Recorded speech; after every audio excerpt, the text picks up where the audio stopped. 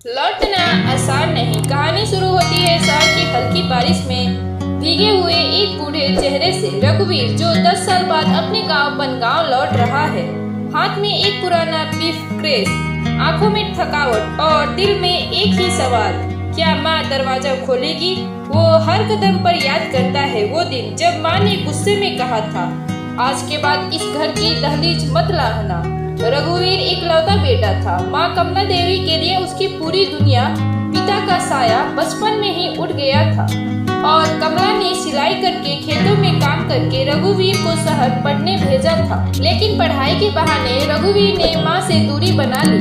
वह शहर की चकाचौंध में ऐसा खो गया कि 5 साल तक कभी फोन नहीं किया, कभी लौट कर नहीं आया। एक दिन अचानक गाँव आया और माँ के सामने एक लड़की को खड़ा कर दिया।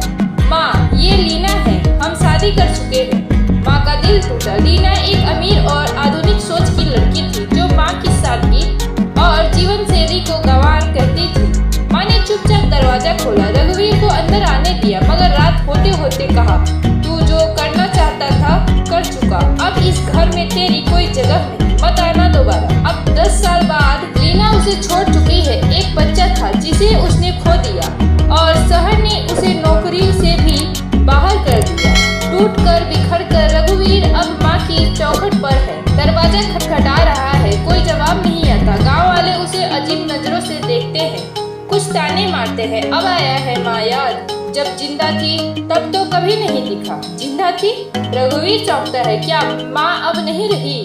वह माँ का पुराना घर खोलता है, धूल भरा ठंडा मगर माँ की खुशबू से भरा हुआ।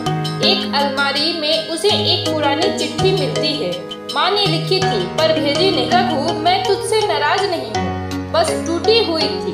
तू जब गया घर से ज्यादा दिल खाली हुआ, लेकिन फिर भी हर त्योहार पर तेरे लिए खाना बनाती थी। मैंने गुस्से में जो कहा वापस मत आना, वो सिर्फ जुबान थी, दिल नहीं।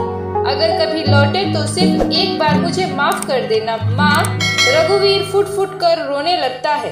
गांव की सरपंच अम्मा बताती है कि कमला देवी 6 महीने पहले ही गुजरी। आखिरी समय में उन्होंने एक ही बात कही थी, अगर मेरा बेटा लौटे तो उसे कहना मैंने इंतजार किया, बस वो थोड़ा देर से आया। रघुवीर माँ की समाधि पर जाकर बैठता है। उसका सफेद कुर्ता भीग चुका है, हाथ में माँ की चिट्ठी, आंखों में पछतावा। वो कहता है, माँ तुमने कहा था वापस मत आना, मगर अब आया हूँ हमेशा के लिए यहीं रुकने। रघुवीर उसी घर में रहने लगता है। हर त्योहारों पर वो माँ के नाम का दीपक जलाता है और गांव के अनाथ बच्चों को पढ़ाता है, क्योंकि अब वो खुद जान चुका है, जिसे वक्त पर गले ना लगाया जाए वो रिश्ता सिर्फ याद रह जाता है।